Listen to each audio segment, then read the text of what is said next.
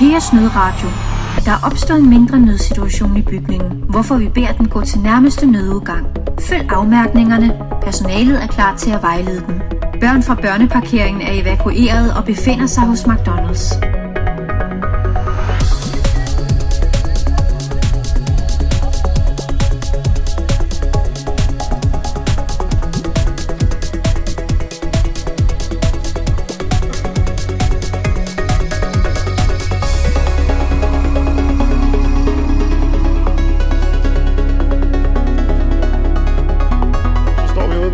Og vi er lige blevet bedt om at forlade bygningen, fordi at der er en nødudgang, og der kan I se nogle blinkende lygter derovre. Skal vi lige følge dem?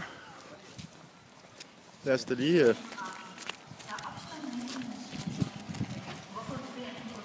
Men det er kun en mindre nødsituation. Men i hvert fald så er brandvæsenet, de holder heromme på den anden side. Vi prøver lige at gå om og se, om vi kan finde ud af, hvad det er, der egentlig sker heromme.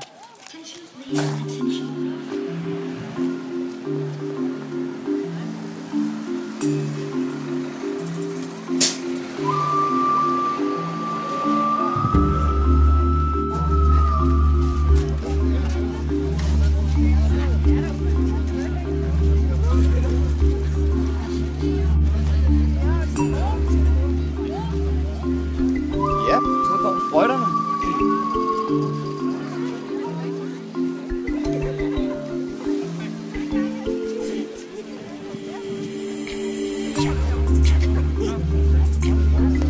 Ja, lige nu er der umiddelbart overhovedet ikke nogen herude, der ved, hvad der er, der sker, men folk må ikke engang...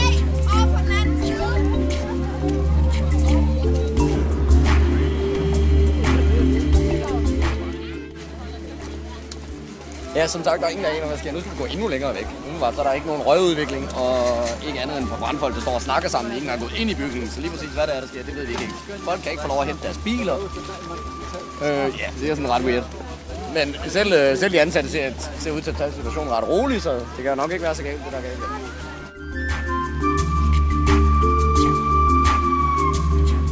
Alle IKEA-personale.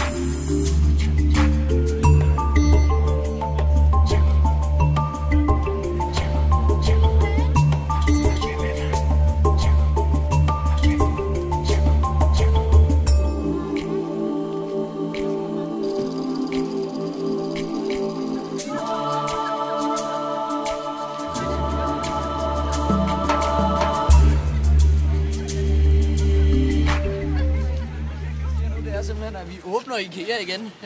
Til synligheden virkede det lidt som om det var en falsk alarm eller noget i den retning. I hvert fald så får alle lov til at gå ind igen nu, om vi kun er for at hente deres bil. Nej, alle fortsætter simpelthen ind i butikken igen. Nu kommer de, var det ikke lidt sent?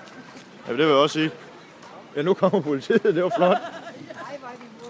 Sådan. Umiddelbart så kan man se, at brandvæsenet er lidt hurtigere end politiet herude, fordi brandvæsenet har været her i kvarter 20 minutter nu. Ja, så er vi så på vej i IKEA anden gang.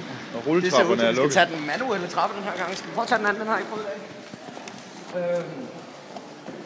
Ikke engang rulletrapperne har jeg givet til nu. Men umiddelbart så dufter jeg på røg eller noget, så det tyder på en falsk alarm. Der er ro på. Det er helt spændende. Nu må jeg nok sige. Det er helt sjovt, man kan hverken høre rulletrapperne eller musikken, der plejer at trille i butikken.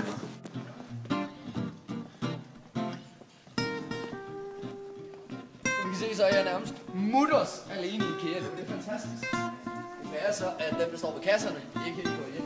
Så vi skal nok stadig betale på varer. Men der er eddermame stille, men der er ikke noget musik, der er ingenting. Det er sjovt. Fuldstændig vanvittigt.